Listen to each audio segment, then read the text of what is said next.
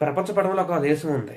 అక్కడ వందలాది భాషలు వినిపిస్తాయి, వేలాది సంస్కృతులు కనిపిస్తాయి. భిన్నత్వంలో ఏకత్వానికి అర్థం చెప్పే ఏకైక దేశం మన భారతదేశం. మన దేశ భవిష్యత్తు కోసం, బాధ్యత కోసం కాసేపు మాట్లాడుకుందాం. భారతదేశం అంటే కేవలం భూభాగం కాదు, అదొక జ్ఞానానికి నిలయం.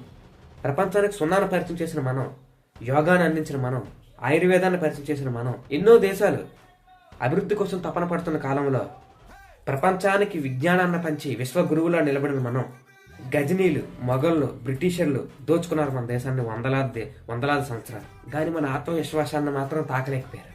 ఈరోజు భారతదేశం ఒక యువశక్తి, యంగ్ నేషన్. ఐటీ రంగంలో, వైద్య రంగంలో, అంతరిక్ష పర్యటనలో ప్రపంచ దేశాలకు సై అంటున్నాం. డిజిటల్ విప్లవంలో మనం అగ్రస్థానంలో ఉన్నాం. మీ వల్ల, నా వల్ల, ప్రతి ఒక్కడు భారతీయుడి శ్రమ వల్ల.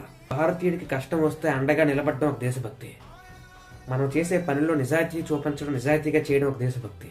మన కంట్రీకి, సొసైటీకి ఏం చేయగలమని ఆలోచించినప్పుడే నిజమైన అభివృద్ధి.